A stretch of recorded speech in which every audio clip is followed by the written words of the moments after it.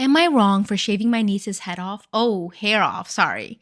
Am I wrong for shaving my niece's hair off? I'll try to keep this short. My sister has a daughter and she is 4 years old. Lexi has super curly hair and needs her hair to be taken care of constantly. My sister's husband ended up in the hospital and she has been a wreck. He has only been there a week, but she is destroyed and stopped brushing Lexi's hair. I was visiting with some pre-made meals and noticed the house and Lexi's hair was a mess. My sister wasn't doing well, so I offered to take Lexi for a bit so she can focus on her husband. I tried to fix her hair. It's just matted. I couldn't fix it. I went to a hair salon to see if they could fix it, but it would be $50 an hour for them to brush out the hair. My sister wasn't picking up, so we had her head shaved the next day. I sent pictures when it was done, and that finally got her response. It resulted in a huge argument, with her saying, "How dare I do that?" and me pointing out I wouldn't have had to if she brushed her daughter's hair. To make the timeline clear, I got her Tuesday morning, went to the salon on Wednesday, and then did the cut on Saturday. She had 3 days to respond to all of the calls and texts. This didn't happen in an hour. Lexi was fine with it. Her head was hurting, and yes, we tried everything we could to get it out. Not to mention, I called my sister and texted her multiple times and waited a whole day after the salon visit. It was painful. I wasn't going to leave her in pain since her mom wouldn't pick up the phone.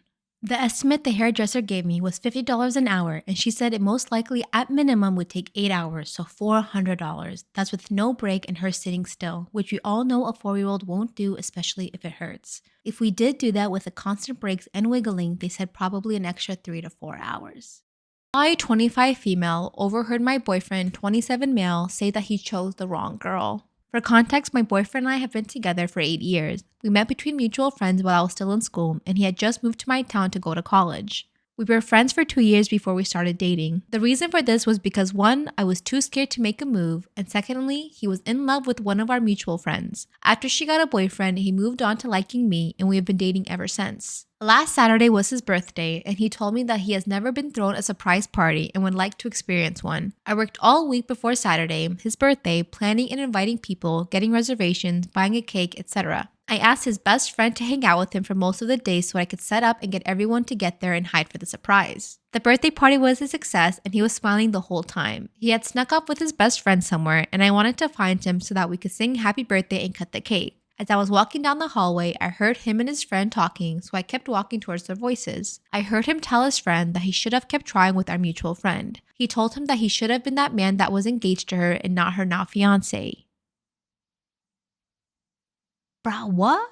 He said that he hated waking up to me and that he wished that our mutual friend was the one that threw him his first surprise party. He said that he felt disgusted every time he had to kiss me or hold me because he knew that our mutual friend would... What the fudge? He said that he felt disgusted every time he had to kiss me or hold me because he knew that our mutual friend should be in his arms instead. He said that he felt like he was stuck in our relationship and that he would end up having to marry me. He said that our mutual friend was better than me in looks from head to toe. He said that she was the most gorgeous girl I've ever seen. I went back to the party and told everyone that I couldn't find him and that we would have to wait for him to come back. When he came back, he gave me a hug and a kiss on the head and told me he loved me. I didn't want to ruin his party, so I went along with it. He doesn't know that I know he doesn't honestly love me. I've just been going along with everything. I honestly don't want to break up with him. I just want to know how I can make him fall in love with me. I don't know what I did to make him feel so unhappy, so I'd like to know, how do I make my boyfriend fall in love with me, or should I just give up on our relationship?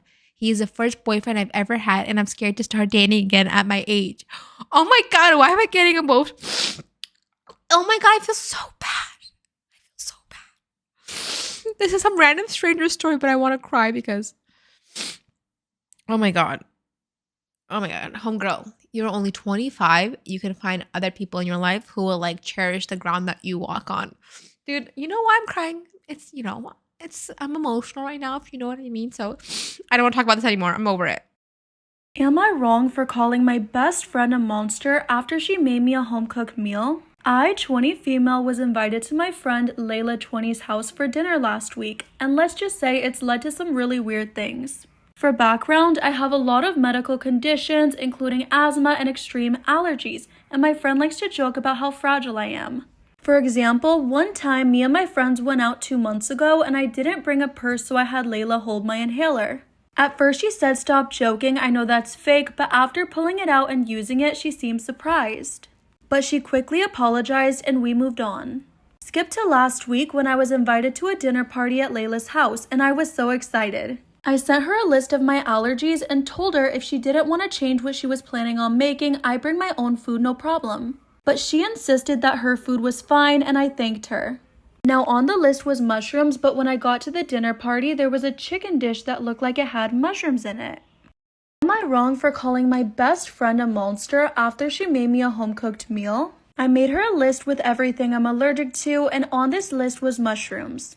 But when I got to the dinner party, she made a chicken dish that definitely looked like it had mushrooms in it, but I didn't question her. But I definitely should have because she watched me take a first bite and I was right, mushrooms. Of course, I spit it out immediately and went into my bag to find my medication. I was so pissed, and when Layla asked what was wrong, I said I'm allergic to mushrooms, so I can't eat the meal you made. She responded, I thought you were faking. Not even thinking, I called her a monster, grabbed my stuff, and left. And now I'm getting non-stop texts from people at the event telling me I shouldn't have said that after she made me a home-cooked meal. Listen, before I even look at the other commenters, I just want to say she did this deliberately. She definitely wanted to poison you, and you should cut her off and never be friends with her again. Yep, top comment says you gave her a list and she intentionally put one in the food.